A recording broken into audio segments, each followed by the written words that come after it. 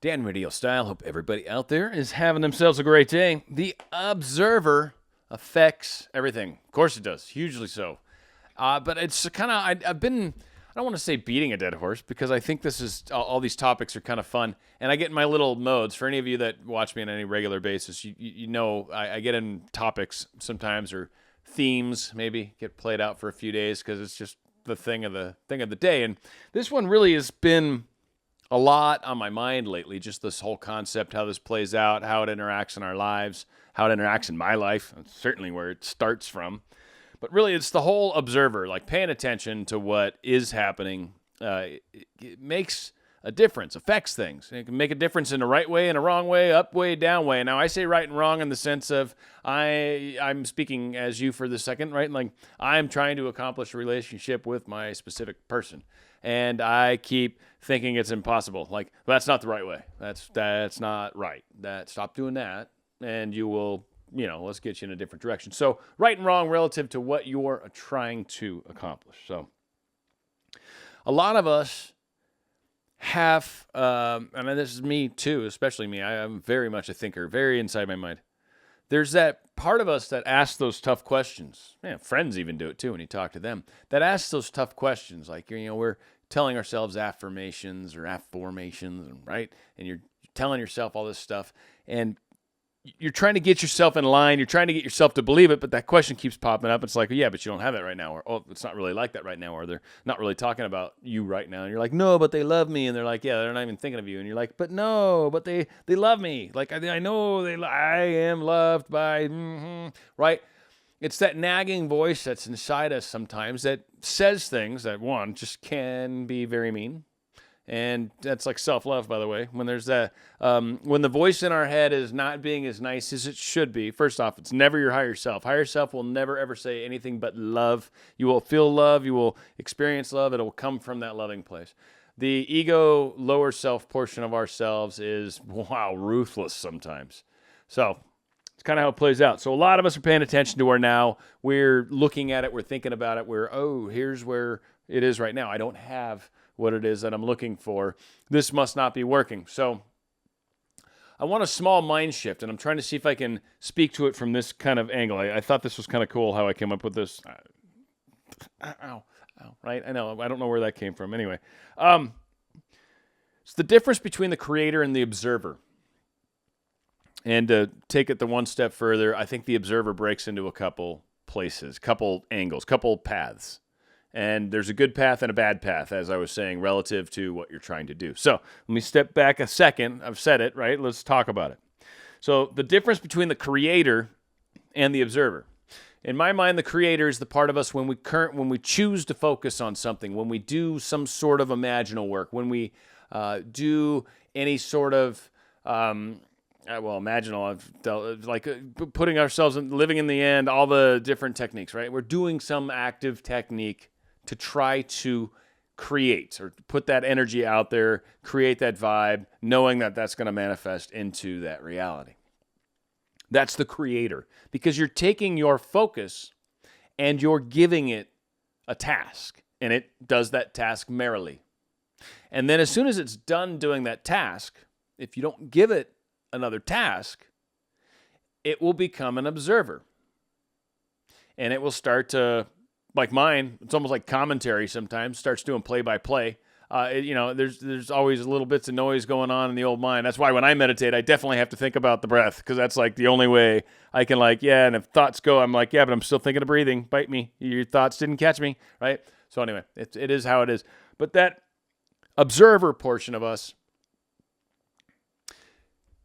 can be good, can be bad. The bad way, and the way it affects a lot of us, especially when we don't give ourselves a good focus, keep ourselves busy, especially when we're trying to manifest something, maybe manifesting another thing, focusing on another dream that you would like to have, like something to keep that part of you active. Because again, when you let it go to its own devices, it'll start to notice like, well, it's not here right now, or how come they're not here yet, or where are they at, or hey, maybe we should check out Instagram, or hey, let's go check their page on Facebook and see what's going on, or hey, let's message so-and-so to check it and see what's right. We start getting into all sorts of crazy stuff. Like it starts noticing things. It starts giving us bad ideas. And I'm not saying it's some third party. It's just that playful. I think it's the child in us I've talked about frequently. It's that playful part that is very easy to pacify. And you can talk to it and you're like, look, the reason we're not going to have a cookie before dinner, because they're like, well, why can't I, right? And you're like, because we're going to have a really delicious, yummy dinner. And it's going to taste so good, you're going to want to actually eat a bit of it. And then if you've still got room after eating such an awesome dinner, then yeah, we'll throw down some cookie. And then it's like, oh, okay, that works. That works. Because frankly, I like the entree more than the dessert. That works in my mind. Some of you may be like, oh, no, that wouldn't work for me at all. Understood. You might have to come up with something a little more creative than what I've talked about when it's like Brussels sprouts or cookie. Oh, such a tough decision. Tough decision. Which way do I go? Right? I mean, I know where I'm leaning. So, the observer, back on track, can and will notice things that can be problematic and can get you focusing in that negative direction. But the cool part of the observer, and when we can kind of get ourselves a little more at peace and not constantly noticing how nothing's happening right now, where the observer comes in, that's really cool. And when you let it happen, it's amazingly cool, is the part that notices the little signs and symbols that happen, not because we asked for them, not the signs we're manifesting, not I'm manifesting a butterfly, I'm manifesting a stop sign a certain way. No. Just manifesting a specific thing, like your SP or a job or family or money or whatever, right? You're manifesting that thing. And then the observer is the one that when it tunes in kind of appropriately, will start to notice all the cool little subtle things that happen in our lives, little coincidences that pop into our worlds that end up there. And you're just like, wait, that was his birthday or oh my God, that was their car. Like, what does that mean something, or it's not that it means anything. It's just, you're manifesting this thing and stuff's showing itself to you. The observer's like enjoying and taking in, and it's the one, if you're not, busy thinking about why you hate your neighbor, or busy thinking about how I don't have money to pay my bills, right? Or busy thinking about how Josephine is not thinking about me right now because they're in another relationship, or thinking about how right now I am too fat and I never will look like that again, or thinking about how nobody likes me and everybody thinks I'm trash, or how I didn't get 25 likes or 100,000 likes or whatever the heck is supposed to be a good number in Facebook. Like, where's your focus? Are you letting it wander? Is the observer running away with your time and your thoughts and your focus and your creation? Law of attraction doesn't have to be conscious. Whatever you focus on at all, ever, even a little, is focus. You can be doing it unconsciously. You can be doing it consciously. Doesn't matter. All of that comes in. So it's like, are we intentionally observing what's going on and enjoying what is coming to me because I'm creating something, right? So what's tomorrow bring? That's what I ask myself. What's tomorrow bring, right? And whenever the goal is there, like, I've still got steps past it, first off, but like, I enjoy tomorrow. I enjoy day to day. It gives me a reason to want to wake up, makes me happy, like just being alive, like, right? Like, I know tomorrow's going to be cool because I'm going to get to see things that I didn't see today. And I'm going to get to have experiences, and I'm going to get to make relationships, and I'm going to get to form friendships, right? Like, things are going to happen in a day that, like, today was awesome. And then, let's see what tomorrow brings. So it's that whole, I keep moving forward and out.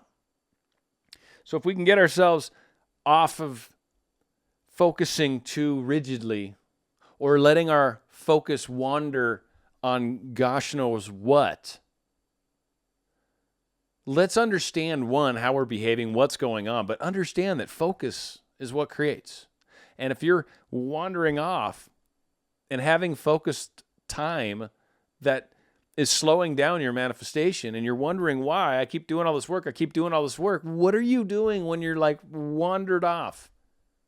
It all counts. There's no all right, I'm intentionally asking universe, hey, universe, I just want you to know that I want to be with so-and-so. The universe is like, all right, cool. I just want you to know once you hang up, we're done talking, all right? And then you can call me back if you want. Of course, always just star 69 or whatever you want to do. Totally, for people that are old like me, right? Well, rotary, okay. And then you keep your finger in it because it's close enough to the 9. I had a grandma that had one. I didn't actually grow up with one. Someone did. Anyway, off track, always. Okay, we're going to get back on track. We're doing the effort, this manifesting thing, because we don't have it. Keep noticing we don't have it. We spend a lot of time observing in that place. It's bad. It slows us down. Understanding that we started this process because we didn't have it, and we're trying to create it. Relationship with a specific person, relationship at all, perfect loving relationship, friendship, new job, new car, money, lottery tickets, scratchers, whatever you want, really.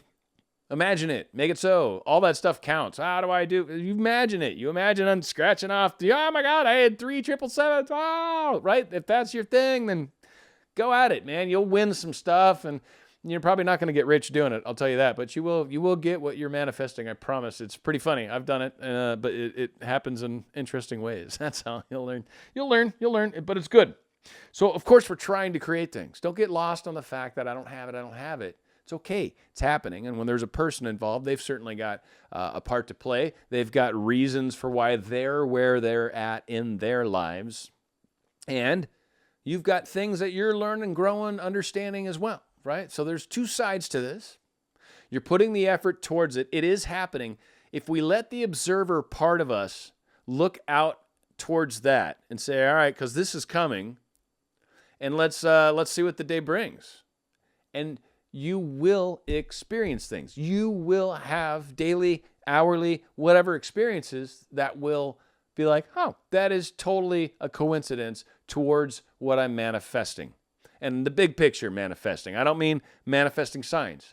You can do it, and we've talked about it, and I think there's fun with it in a small way, but really, ultimately, when I'm saying show me a butterfly to mean something, that you're manifesting a butterfly. That's what you're really doing. Let's talk about manifesting the thing you really want, that relationship with the person that you keep asking for the butterfly to show you some significance about. Let's focus on that. Let's manifest that. And then let's put the observer to work, paying attention to what tomorrow brings, because you're going to see something if you let yourself. If you're constantly looking at your feet or looking around intentionally trying to find it, you won't.